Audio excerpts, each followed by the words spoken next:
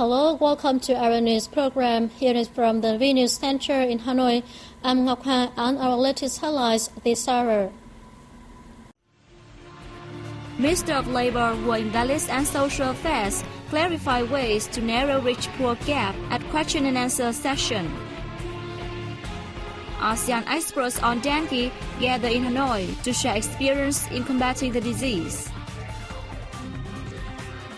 Program launched to improve export competitiveness for small and medium-sized enterprises.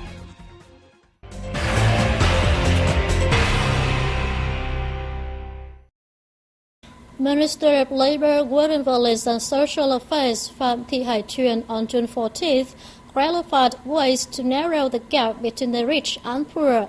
She was the third cabinet member to participate in a question and answer session at the National Assembly's ongoing fifth session.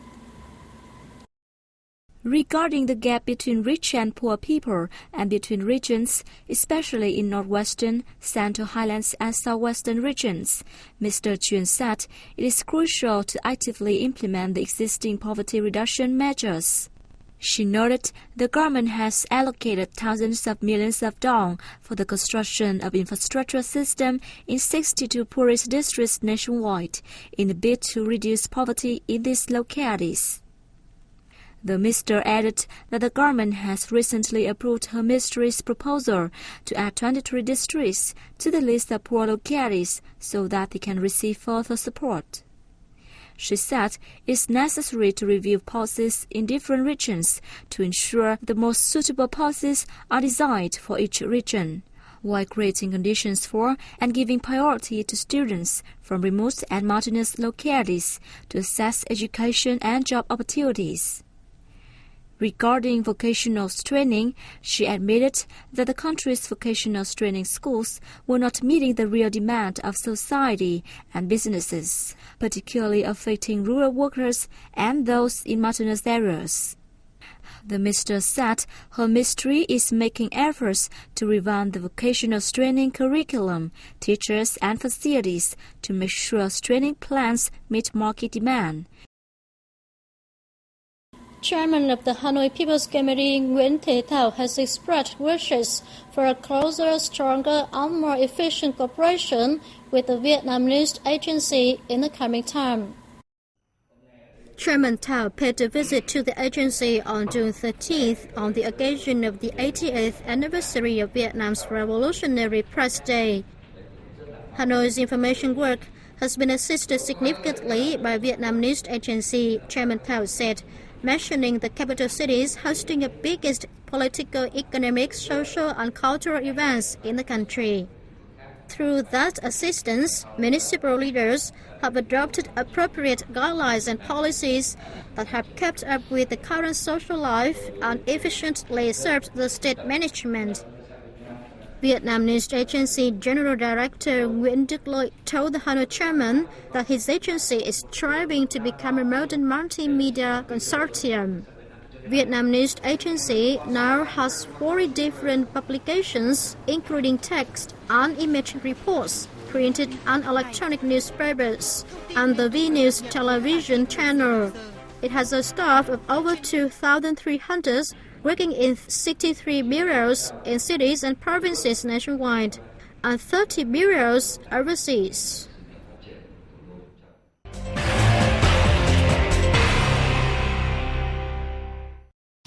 More than 100 scientists and experts on dengue from ASEAN gathered at a seminar in Hanoi on June 14th to share experience in combating the disease. According to the World Health Organization, the fever is now reported in more than 100 countries, with about 2.5 billion people living in dengue-endemic areas.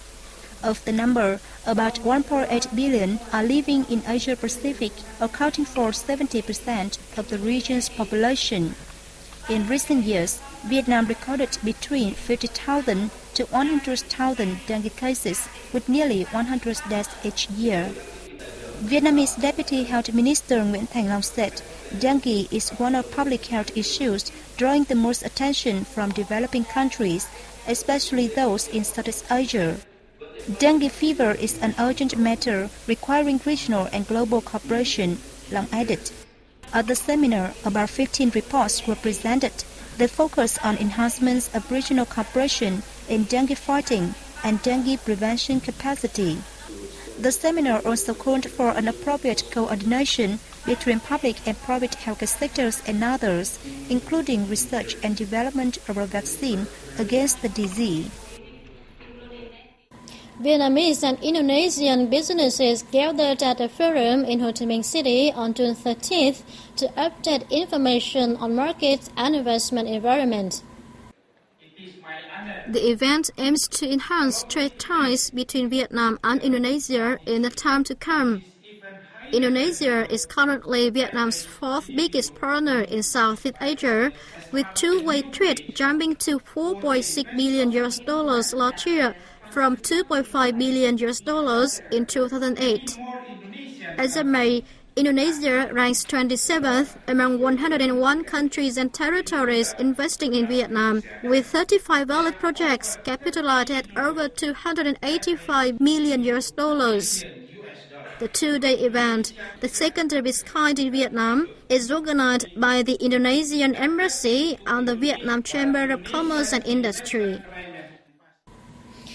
The Ministry of Industry and Trade and the Street Economic Cooperation and Development Division have launched a program to improve export competitiveness for small and medium-sized enterprises. The program aims to increase enterprises' contribution to the country's export value by improving their access to trade promotion services at regional and local levels.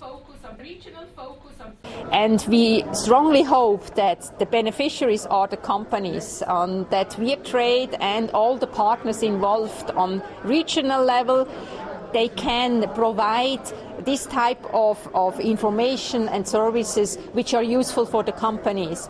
The companies are very challenged at the moment in many countries, not only in Vietnam, to find markets where they can sell their products. In order for the program to achieve its target, local commercial plazas, trade promotion agencies, and industry associations will receive technical aid to enhance their capacity in trade promotion.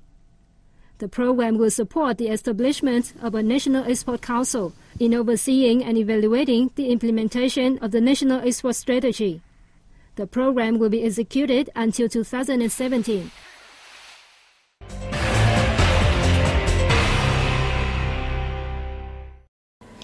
Viet Build 2013, the largest national construction exhibition, opened at the Saigon Exhibition and Convention Center in Ho Chi Minh City on June 13th.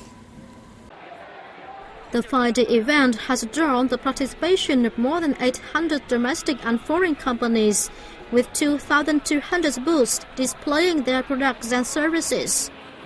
Apart from traditional products like building materials, decorations, Viet Build also displays many new and environmentally friendly products, including high-tech gadgets to serve modern life, such as a smart house and solar energy system. During the exhibition, 4 conferences relating to the building sector are scheduled to be held. Viet Build 2013 will be held again for the second time in the same place from August 14th to 18th with the theme Property and Internal and External Decoration. A large art troupe from Kazakhstan performed traditional songs and dances celebrating the beauty of the country's landscape and people at the Hanoi Opera House on June 13th. The event was part of the 2013 Kazakhstan Cultural Days in Vietnam. The cultural program provided clear evidence that the two countries are dedicated to strengthening their ties, partly through the exchange of culture. Performances such as this introduce Vietnamese people to beautiful and peaceful Kazakhstan, which boasts its unique cultural identity. Kazakh Deputy Minister of Culture and Information, Buribayev Aska, expressed hope that the 18 planned performances will develop cultural understanding between the countries. The official also said the two sides are constantly developing their cooperation in all fields, especially in politics, economics, and culture. The art performance has wrapped up our program today. I'm Ngọc Hà and the rest of the team. Thank you for joining us and goodbye for now.